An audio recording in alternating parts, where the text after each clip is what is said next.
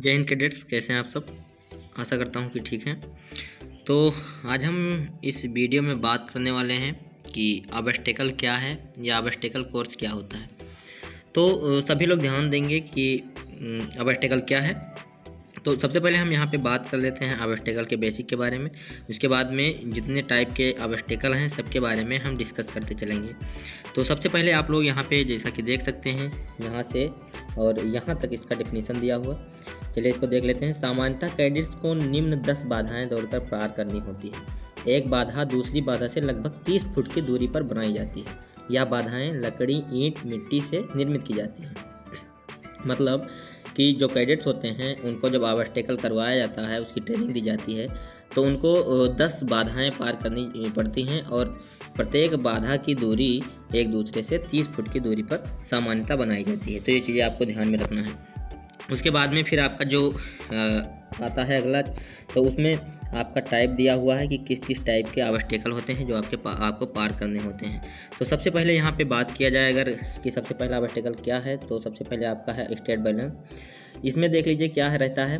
तो इसमें कैडेट्स को 3 इंच मोटी व 4 इंच चौड़ी व 12 फीट लंबी लकड़ी जो ज़मीन से 1.5 फीट ऊंचाई पर खूंटों पर टिकी हुई है, उस पर हाथ फैलाकर शरीर को संतुलित करते हुए पार करना होता है। अब यहाँ पर आप लोग ये ध्यान करिए, इसको देखिए। तो इसमें आपको 3 इंच मोटी व 4 इंच चौड़ी एक लकड़ी होती है जो 12 फीट की होती है और ज़मीन से 1.5 फीट मतलब एक खूंटा होता है जिसका ऊंचाई मतलब 1.5 फीट होता है और उस पर ये रुका हुआ होता है। इस पर आपको अपना हाथ फैला करके और चलना होता है। इसके बाद में फिर आपका यहाँ पे आता है दूसरा क्लियर जंप। तो क्लियर जंप देख लीजिए कि क्या है आपका। तो क्लियर जंप इसकी भी संरचना सीधी बीम की तरह होती है, लेकिन इसकी ऊंचाई ज़मीन से 2.5 फुट होती है। इसको बगैर हाथ लगाकर पार करना होता है। मतलब कि आपका जो क्लियर जंप है वो आपको हाथ नहीं लगाना रहता है और सीधे जंप करके पार करना पड़ता है। इसको ऐसे इधर से आके दौड़ के और फिर ऐसे इसको पार करना पड़ता है जंप करके। तो ये भी आपको ध्यान में रखना है। इसकी ऊंचाई 2.5 फुट होती है। इसके बाद में आपका जो है तीसरा गेट वाल्ट होता है। अब गेट वाल्ट में आपको क्या करना पड़ता है ये देख लीजिए। यह आपका जो है 5 फुट ऊंचा तथा 18 फुट लंबा लकड़ी का स्ट्रक्चर होता है। यानी इसकी ऊंचाई 5 फुट और 18 फुट लंबी लकड़ी का स्ट्रक्चर होगा, जिसमें ज़मीन से 3 फुट ऊंचाई पर लकड़ी लगाकर गेट बनाए जाते हैं। इसे पार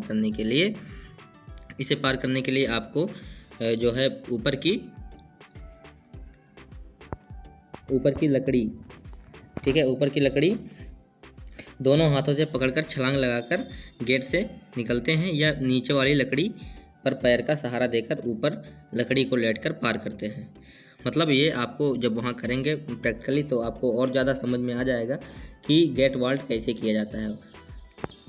तो ये आपका फिर यहाँ पे लास्ट जो मतलब चौथा पॉइंट है, तो यहाँ पर आपका जिग जैग बैलेंस है।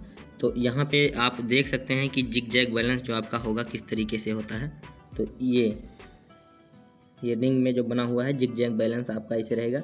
यह ज़मीन से 1.5 फीट ऊंचा 30 फीट लंबा टेढ़ा मेढ़ा लकड़ी का स्ट्रक्चर होता है। इसे हाथ फैलाकर शरीर को संतुलित करके चलकर लंबाई में पार करनी पड़ती है।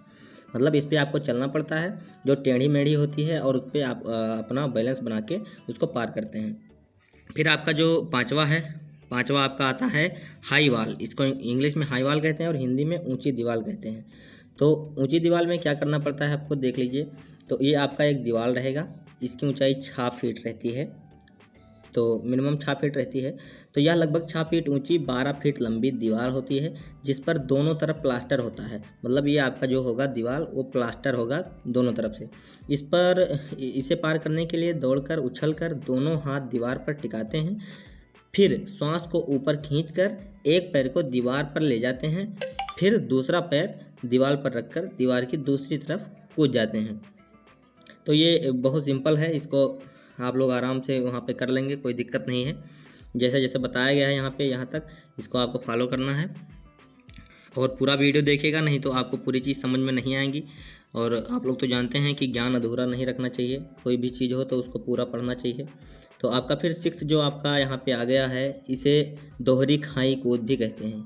ये देख लीजिए, ये एक गड्ढा है, इसमें 3D स्ट्रक्चर बना हुआ है। आप लोग समझने की कोशिश करिए। जो आपका ये बना हुआ है रिंग के अंदर, हमने अभी बनाया है रेड कलर से, तो ये एक खाई होता है आपका। इसे दोहरी खाई गोद भी कहते हैं। इसमें दोनों खाइयों को तेज़ी से बगैर रुके पार करना होता है। मतलब आप इधर से दौड़ के आ रहे हैं, आपको बिना रुके इसको पार करना है, उसके बाद में फिर तुरंत इसको पार करना है। इस तरीके से आपको करना रहता है। इसके बाद में आपका 7वां है जो राइट हैंड वाल्ट, ठीक है। तो इसको देख लीजिए कैसे आपको क्या करना रहता है। यह ज़मीन से 3 फीट 6 इंच ऊंची 18 फीट लंबी लकड़ी का स्ट्रक्चर होता है। इसमें दाहिने हाथ से लकड़ी की बीम का सहारा लेकर दोनों पांव ऊपर से निकालकर पार करते हैं। मतलब कि आप लोग जब इसको करेंगे तो आपको इस पे एक हाथ का सहारा लेना है, इस वाली लकड़ी पे जो ये सीधे बना हुआ है, और उसके बाद में दोनों पैर को अपने सीधे इसे पार करना है, ठीक है, हाथ पे सहारा लेकर के। इसकी ऊंचाई यहाँ पे दी हुई है, इसको भी आप लोग याद रखिए। उसके बाद में आपका 8वां आता है लेफ्ट हैंड वाल्ट। इसमें बाएं हाथ से लकड़ी की बीम का सहारा लेकर दोनों पैर ऊपर से निकाल कर पार करते हैं। मतलब सेम प्रोसेस है, बस आपको वहाँ पे अपना जो है राइट हैंड यानी दाहिना हाथ लगा के पार करना है, और यहाँ पे आपको बायां हाथ यानी लेफ्ट हैंड लगा के दोनों पैर को इधर से उधर पार करना है। बस ये सिंपल है। उसके बाद में आपका जो 9वां आता है रैंप आता है। तो रैंप में देख लीजिए यहाँ पे क्या होता है। रैंप पे आपका यहाँ पे देख लीजिए, 1 मिनट,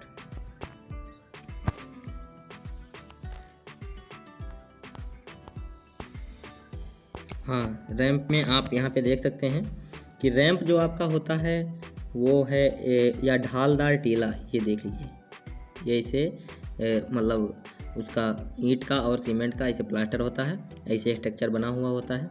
यह ढालदार टीला 15 फीट लंबा, 18 फीट चौड़ा तथा 4 फीट 6 इंच ऊंचा होता है। अब आप लोग इसको ध्यान में रखिएगा कि कौन सा वर्टिकल कितना ऊंचा और कितना लंबा होता है, क्योंकि यही मेन होता है, आपसे पूछा जाता है वहाँ पे, तो आपको ये भी चीज़ें ध्यान में रखनी है। तो यह ढालदार टीला 15 फीट लंबा, 18 फीट चौड़ा तथा 4 फीट 6 इंच ऊंचा होता है। इस संरचना की बॉटम में ऊंचाई 0 फीट तथा टॉप की ऊंचाई 4 फीट 6 इंच होती है।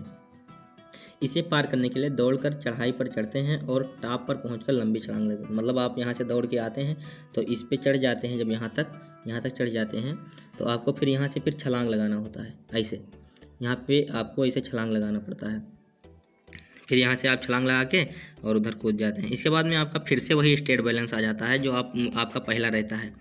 मतलब जो सबसे पहले स्टेट बैलेंस आया था अभी, तो वही आपका फिर से आ जाता है 10th पोजीशन पे। यह पहली बाधा का ही रूप है, इसमें लिखा भी है, ये देख लीजिए। इसी तरीके से पहले वाला भी आपको बताएं हम। यह पहली बाधा का ही रूप है, इसे दोनों हाथ फैलाकर शरीर को संतुलित करते हुए पार करते हैं। तो ये थे ऑब्स्टेकल, जो आपका 10 प्रकार का होता है मेनली, जो कि एनसीसी में बताया जाता है और आपको प्रैक्टिकली करवाया जाता है। तो आशा करता हूँ कि आप लोग इसको समझ गए होंगे। अगर कोई दिक्कत आपको है तो आप हमारे कमेंट सेक्शन में कमेंट करके अपना क्वेश्चन पूछ सकते हैं, हम आपके क्वेश्चन का जवाब देने का कोशिश करेंगे। और अगर हमारे वीडियो आपको अच्छे लगते हैं, हेल्पफुल लगते हैं, तो आप हमारे चैनल को सब्सक्राइब ज़रूर करिए, क्योंकि कोई भी वीडियो आपको सबसे पहले मिलती रहेगी। तो मिलते हैं और ऐसे अगले नेक्स्ट वीडियो में, तब तक के लिए जय हिंद, वंदे मातरम।